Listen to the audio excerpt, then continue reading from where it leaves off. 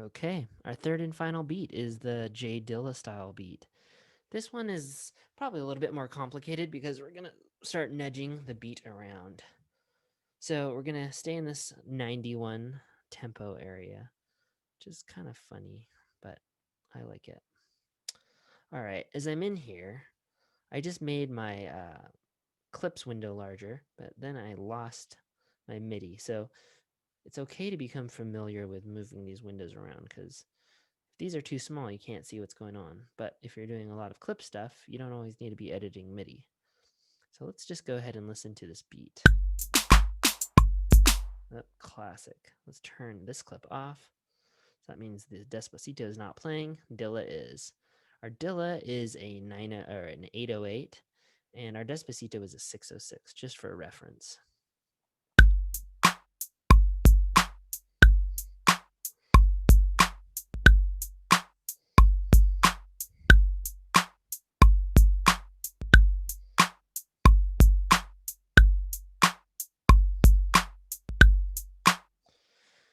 So we've gone and we've slid some beats around, which is nice and funky. I'll go ahead. Let's play the fill too, just so you guys can hear it. But just know that some of these beats, as you can see, here's our grid. So we've slid things around, and that's why this beat sounds so good. And that's something that Jay Dilla would be happy that we were doing as well, because he was sort of a master of the beat not being right on the actual metronomic beat. So here we go. Here's our fill.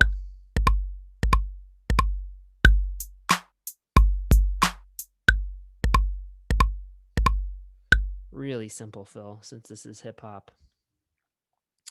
All right, let's go ahead and get into this beat. So we're going to start with our hi-hat. Our hi-hat is sort of it's the timekeeping element, but in this beat, it's going to help us kind of mess around with where we want the beat to be. So I'm going to make sure this clip is playing.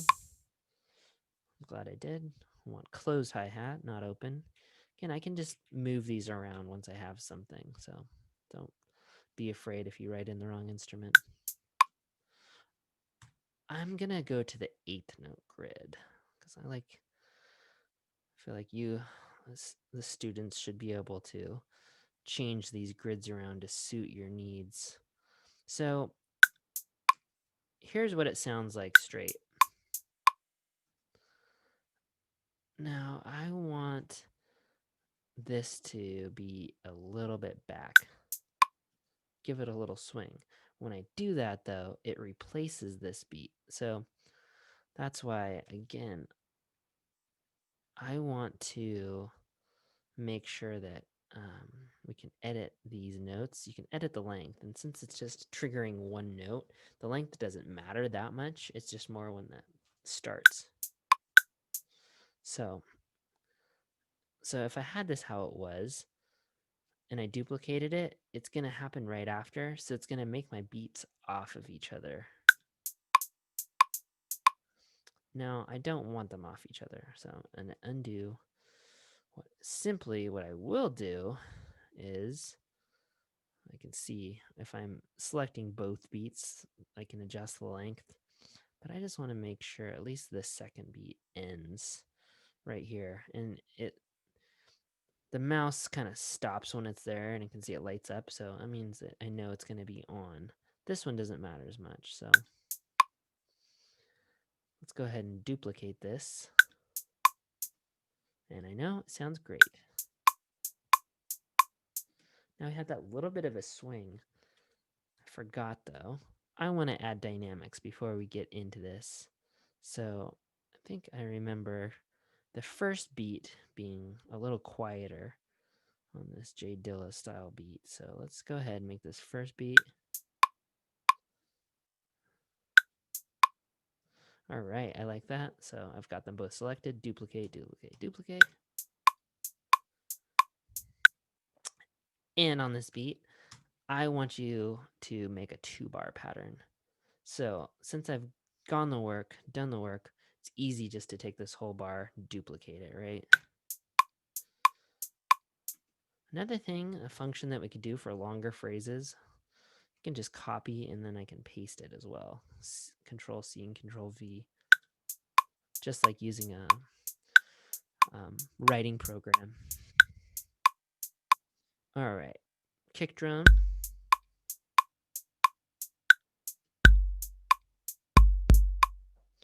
So when we have this little pattern, I want to make sure it lines up with the hi-hat, which means it's not exactly right on the beat. So I like that. Let's go ahead and actually, let's just make the first kick drum a little quieter.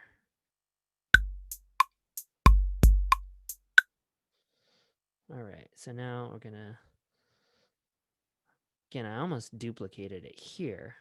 Sometimes it's nice to copy and paste because I know that it's going to happen right at the beginning of the phrase where I'm clicking, whereas duplicate will happen right after this our selection highlight. So that's a good little difference, is that copy and paste will copy and paste where you click versus duplicate will happen right after the selection.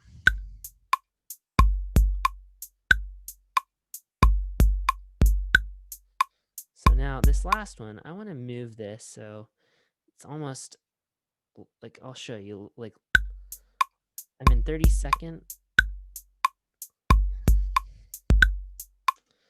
So I'm almost like between 30 seconds, and that's fine. If I'm at the 32nd, it's going to sound a little robotic.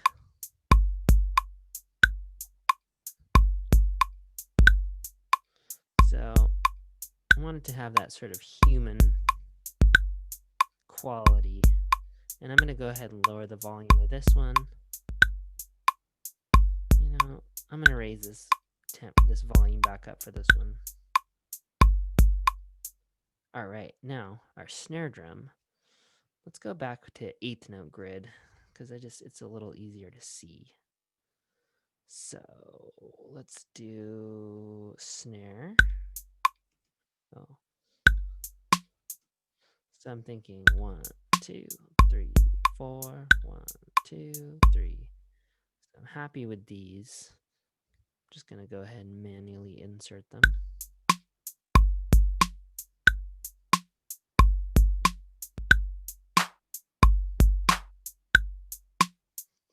I'm going to show, again, this function of using the duplicate. So click on all these snares. And if I hold Option down, it's just going to take the exact same pattern. So say I like this hi-hat part even, and I wanted to get another one of these exactly with the same timing and everything.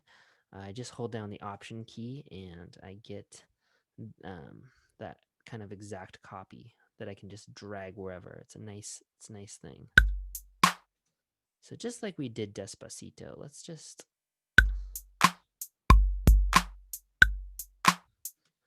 nudge it a little bit, and let's just take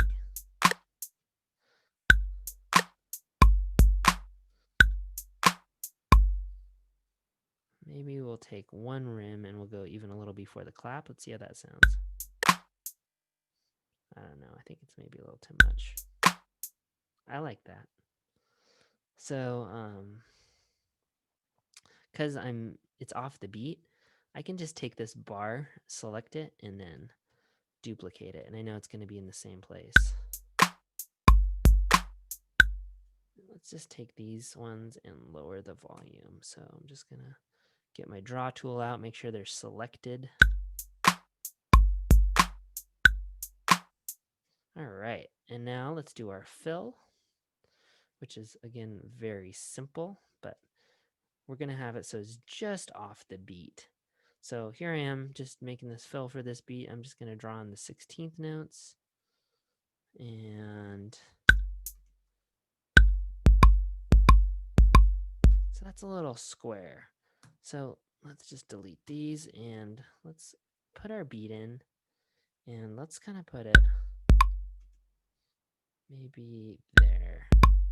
Yes, I like that. So when I put this other beat in, when I had it before, it was a little bit longer. And if I duplicated this, you can see that I'm a little over the bar because it's the whole note, so I can either take this note and shorten it, like we did before with the hi-hat, or I can simply just put another note in here, uh, and that'll shorten it to the beat. All right, so we lowered the volume on our second note.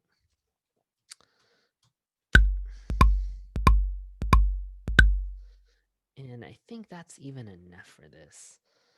I believe in my other film, maybe I had something else going.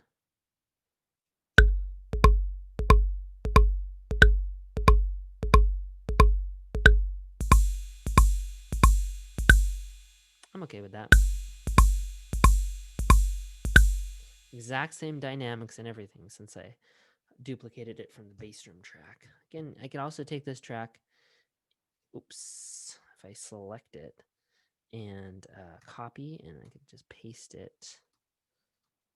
That's the thing. If I copy and paste it, I can't. It keeps it on the same instrument, so that's why I like the option hold down because then I can move it. Um,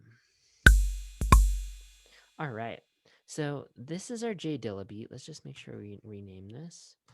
Beat A. Rename fill A. All right.